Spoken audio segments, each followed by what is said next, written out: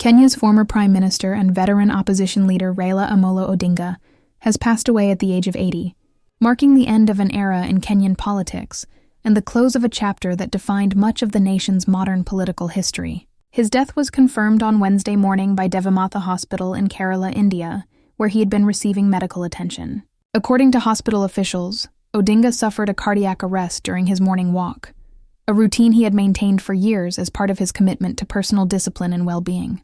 Despite immediate medical intervention, efforts to resuscitate him proved unsuccessful, and the man who had for decades stood as a symbol of defiance, democracy, and hope for millions of Kenyans breathed his last far from home.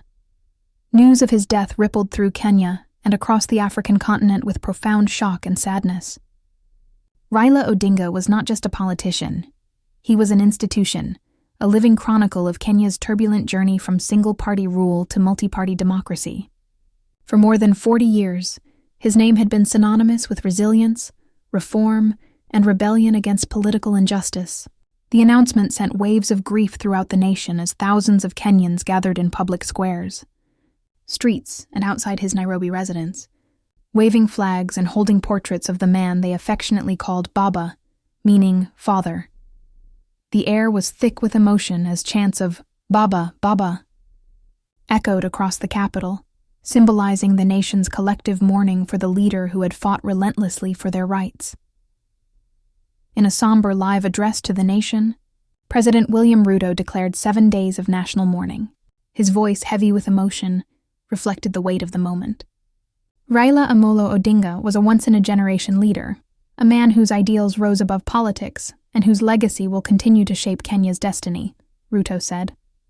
He went on to describe Odinga as the father of our democracy, acknowledging the monumental role he played in the nation's political evolution. Flags were ordered to fly at half-mast across all public buildings, and national television channels switched to special programming chronicling Odinga's life, achievements, and the challenges he faced along the way. The Kenyan people, united in grief despite political divisions, found themselves reflecting on the life of a man who had defined their nation's democratic identity more than anyone else in living memory. Raila Odinga's political journey was one of endurance, transformation, and unshakable conviction. For over 4 decades, he navigated the treacherous terrain of Kenyan politics, facing imprisonment, exile, and electoral defeat, yet he remained steadfast in his pursuit of justice and good governance. He ran for the presidency 5 times but never captured the seat, each campaign leaving behind both triumph and heartbreak.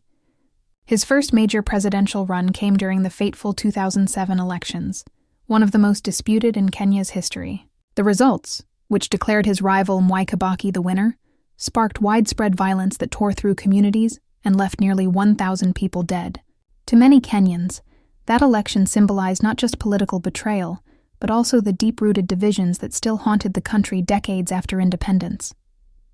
Odinga's loss was felt not merely as a political defeat, but as a national tragedy, for it revealed the fragility of Kenya's democratic institutions and the cost of political manipulation.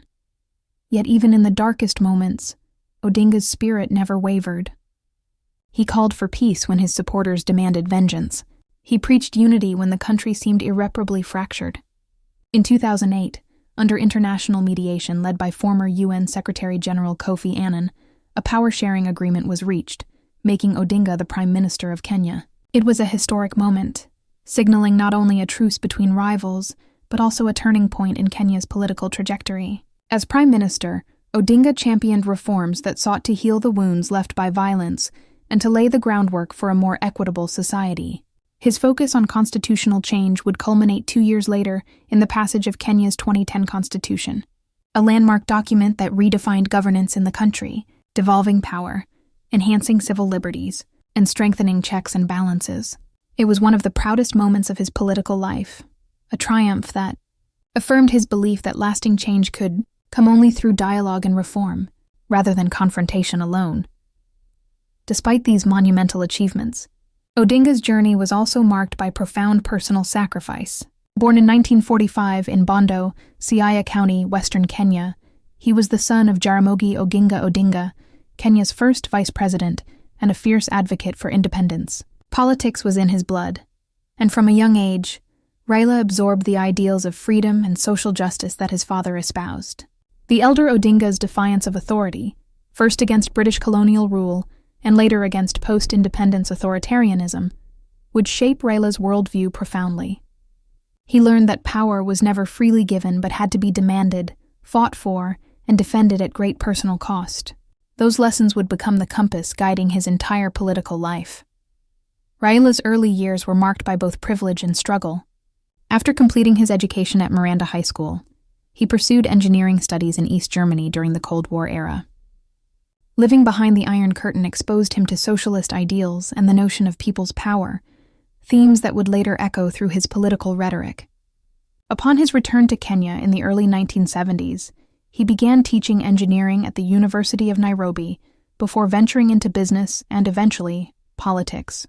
But his political activism soon drew the attention of President Daniel Arap Moi's regime, which had little tolerance for dissent. Odinga was detained without trial for 6 years in the 1980s, following allegations that he was involved in the failed 1982 coup attempt against Moi. The period of imprisonment was brutal. He was held in solitary confinement, cut off from his family, and subjected to psychological torment. Yet those years forged in him a resilience that would become legendary. When he emerged from detention, Raila Odinga was no longer just a politician. He was a symbol of resistance, a man who had paid the price for freedom and refused to be broken. Throughout the 1990s, Odinga's name became synonymous with Kenya's pro-democracy movement. Alongside other opposition figures, he campaigned tirelessly for the reintroduction of multi-party politics. In 1992, after years of pressure and unrest, President Moi finally lifted the ban on opposition parties, marking the dawn of a new political era. Odinga's Orange Democratic Movement, ODM, would later become one of the most powerful political parties in Kenya's history, commanding immense loyalty and shaping the country's political discourse for decades. Though he faced countless political betrayals, defections, and smear campaigns, his grassroots appeal never waned. From the fishing villages along Lake Victoria to the crowded settlements of Kibera, Odinga inspired hope among the marginalized and dispossessed, embodying the struggles of ordinary Kenyans who felt forgotten by those in power. Raila Odinga's political life was as much a story of alliances as it was of rivalries.